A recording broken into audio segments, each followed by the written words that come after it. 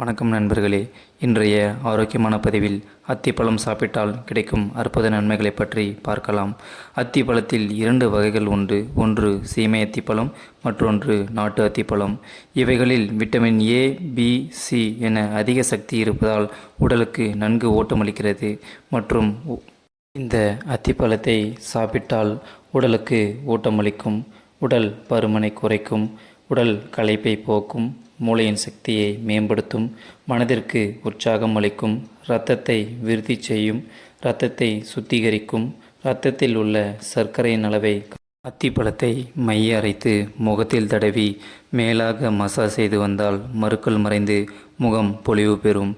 மற்றும் தினமும் மென்று சாப்பிட்டு வந்தால் உதடு, நாக்கு, வாய் போன்றவற்றில் ஏற்பட்ட புண்கள் குணமாகும்.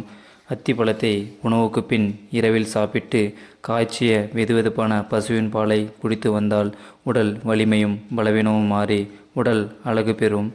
மற்றும் அத்திப்பழத்தை தேனில் ஊற வைத்து நன்றாக ஊறியதும் தினம் ஒரு பழம் வீதம் சிறிதளவு தேனுடன் கலந்து தொடர்ந்து 2 மாதங்கள் சாப்பிட்டு வந்தால் உடல் நல்ல வலிமையும் சுறுசுறுப்பையும் பெறும். அத்திப்பழத்தை ஒரு நாள் முழுவதும் பாலில் ஊற வைத்து மறுநாள் அப்பழத்தை சாப்பிட்டு அப்பாலையும் குடித்து வந்தால் தாம்பத்தியத்தில் அதிக சக்தியை பெறும். அத்திப்பழத்தை வளரும் குழந்தைகளுக்கு தினமும் சாப்பிட கொடுத்து வந்தால் வயிற்றுக்கோளாறுகள் அத்தனையும் நீங்கி நோய் நொடியில் இல்லாமல் ஆரோக்கியமான வளர்ச்சியை பெறுவார்கள்.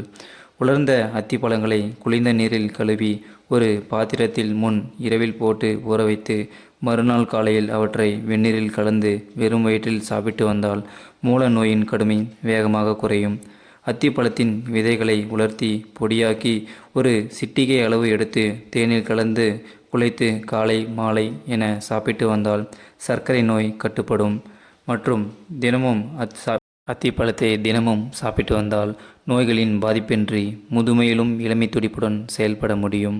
இந்த அத்திப்பழத்தை அன்றாட வாழ்வில் நாம் சாப்பிடும் பொழுது இரத்த கோளாறுகளை போக்கும், இரத்த சோகையை குணப்படுத்தும், சுவாச கோளாறுகளை போக்கும், நரம்பு தளர்ச்சியை குணப்படுத்தும், ஜீரண சக்தியை மேம்படுத்தும், எலும்புகளை வலிமையடைய செய்யும், வயிறு, குடல், கல்லீரல் இவைகளின் செயல்பாட்டை மேம்படுத்தும், நுரையீரலை ஆரோக்கியமாக வைத்துக்கொள்ளும், மலச்சிக்கலை போக்கும், மூல நோயின் கடுமையை தணிக்கும், கொழுப்பை கரைக்கும் மற்றும் நாவறட்சியை போக்கும், தாகத்தை தணிக்கும், உதடு, நாக்கு, வாய் முதலிய பகுதிகளில் உண்டாகும் புண்களை விரைவில் குணப்படுத்தும், தொண்டை புண்ணை ஆற்றும், பித்தத்தை போக்கும், இருமலை குணப்படுத்தும், ஆஸ்துமாவை குணமாக்கும், நீரிழிவு நோயை குணப்படுத்தும், பார்வை குறைபாட்டை போக்கும், வெண்குஷ்டத்தை குணமாக்கும், வாய் துர்நாற்றத்தை போக்கும், ஆண்மையை மேலெழுங்கி செய்யும், களைப்பை போக்கும், சிறுநீரில் உள்ள சர்க்கரை நோயை குறைக்கும். இது போன்ற பயனுள்ள தகவலை தெரிந்து கொள்ள நமது சேனலை லைக் மற்றும் சப்ஸ்கிரைப் செய்யவும்.